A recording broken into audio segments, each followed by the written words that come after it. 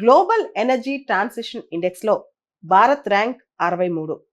120 దేశాలకు కాను భారత్ ర్యాంక్ 63లో వచ్చింది. భారత్ ర్యాంక్ గతంతో పోలిస్తే ఇంప్రూవ్ అయినట్టే లెక్క.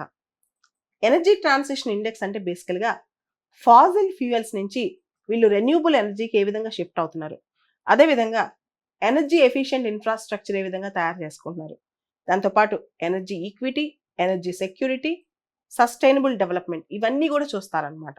ఇవన్నీ చూస్తూ వాళ్ళు ఈ ఇండెక్స్ తయారు చేస్తారు.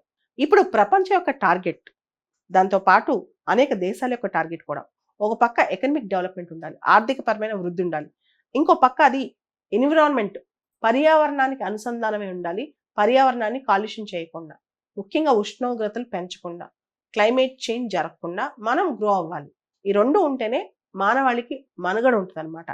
అయితే చాలా మంది అభిప్రాయం ఏంటంటే, నువ్వు ఎన్విరాన్మెంట్ ప్రొటెక్ట్ చేస్తూ పోతే, ఎన్విరాన్మెంట్ అనుకుంటూ పోతే నువ్వు ఖచ్చితంగా నువ్వు అనుకున్న గ్రోత్ టార్గెట్స్ రీచ్ అవ్వలేవు అని చెప్పి. రెండింటిని బ్యాలెన్స్ చేయాలంటే మనం ఎనర్జీ ట్రాన్సిషన్ జరగాలి. అంటే ఏంటి, మనం ఫాజిల్ ఫ్యూయల్స్ నుంచి శిలాజ ఇంధనాల నుంచి శిలాజేతర ఇంధనాలకి షిఫ్ట్ అవ్వాలన్నమాట. దాంతో పాటు ఏదైతే మనం ఎనర్జీ ఎక్కువ వాడతామో, ఎక్కడైతే ఇంధనం ఎక్కువ వాడతామో వాటిని మినిమైజ్ చేసే ప్రయత్నాలు, గ్రీన్ బిల్డింగ్స్ కావచ్చు, ఎనర్జీ ఎఫిషియన్సీ రిట్రోఫిటింగ్ ఆఫ్ బిల్డింగ్స్ కావచ్చు. అంటే ప్రతి బిల్డింగ్ నిర్మించేటప్పుడు నిర్మించిన తర్వాత కూడా ఇప్పుడు కూడా ఆ బిల్డింగ్ కి తక్కువ ఇంధనం ఖర్చు అయ్యేటట్టు, తక్కువ పవర్ ఖర్చు అయ్యేటట్టు ఇవన్నీ చూడటం, ఇవన్నీ కూడా దేశాల టార్గెట్స్ అనమాట. దీనిలో పాలసీ ఇంటర్వెన్షన్స్ కావాలంటే ప్రభుత్వాలు దీనిలో చొరవ తీసుకోవాలి. దాంతో పాటు మనం గమనిస్తే అవేర్నెస్ కానీ ఇవన్నీ కూడా అవసరం అనమాట ఈ టార్గెట్స్ రీచ్ అవ్వాలంటే. ఇండియా, చైనా లాంటి దేశాలు మనకు తెలుసు, ప్రపంచంలో ఈ 2 దేశాలు కలిపితే 1/3 జనాభా. సో ఇక్కడ కనుక మనం జాగ్రత్తగా మనం పర్ఫామ్ చేయగలిగితే చాలా మార్పులు వస్తాయి అనమాట. ఇండియా, చైనా బాగానే పర్ఫామ్ చేస్తున్నాయని కూడా చెప్తున్నారు. అయితే ఇండియాలో, చైనాలో ఉన్న ప్రాబ్లం ఏంటంటే, ఎందుకంటే చైనా ర్యాంక్ 20th ఉంది, ఇండియా ర్యాంక్ 63rd ఉంది.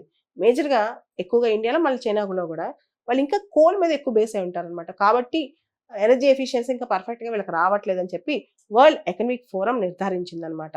అయితే స్కాండినేవియన్ దేశాలు, ముఖ్యంగా స్వీడన్, డెన్మార్క్, ఫిన్లాండ్, ఈ దేశాలు ఎప్పుడు కూడా ఎనర్జీ ఎఫిషియన్సీలో, ముఖ్యంగా ఎనర్జీ ట్రాన్సిషన్లో స్ట్రాంగ్ ఉంటాయి. అవే టాప్ అనమాట. మొత్తం 120 దేశాలకు కాను 107 దేశాలు ఎనర్జీ ఎఫిషియన్సీలో, సస్టైనబిలిటీలో ఇంప్రూవ్మెంట్ చూపించాయంట. అంటే నెమ్మదిగా దేశాలన్నీ కూడా ఎనర్జీ ఎఫిషియన్సీలో ముందుకెళ్తున్నాయి, ఎనర్జీ ట్రాన్సిషన్లో ముందుకెళ్తున్నాయి. ఎలక్ట్రానిక్ వెహికల్స్, ఇండియాలో ఈవీ పాలసీ కానీ, అదేవిధంగా ఇండియా పర్ క్యాపిటల్ ఎమిషన్స్ తగ్గించడానికి చేస్తున్న ప్రయత్నం కానీ, ఇవన్నీ కూడా సక్సెస్ అవుతున్నాయని చెప్పి చెప్తున్నారు. దాంతో పాటు ఎమిషన్ ఇంటెన్సిటీ తగ్గించడానికి, అంటే ఉద్గారాల తీవ్రత తగ్గించడానికి ఇండియా చేస్తున్న ప్రయత్నాలు కూడా కొనియాడింది వరల్డ్ ఎకనామిక్ ఫోరం. ఈ index, world energy transition index అనేది వరల్డ్ ఎకనామిక్ ఫోరం వాళ్ళు ఇస్తారు. ఈ ఇండెక్స్ చాలా పెద్ద సూచిక అనమాట. ఏ దేశాలు క్లైమేట్ చేంజ్ పరంగా ఎటువంటి నిర్ణయాలు తీసుకునే అభివృద్ధిలో అని చెప్పి వీళ్ళు చూస్తుంటారు. అంటే ఒక పక్క అభివృద్ధి, ఇంకో పక్క వాతావరణాన్ని మన పర్యావరణాన్ని మనం రక్షించుకోవడం, ఉష్ణోగ్రతలు పెరగకుండా చూసుకోవడం, ఇవన్నీ కూడా ఇలాంటి ఇండెక్స్ల ద్వారా తెలుసుకోవచ్చు ఏ దేశం ఏ విధంగా ముందుకు సాగుతుందో.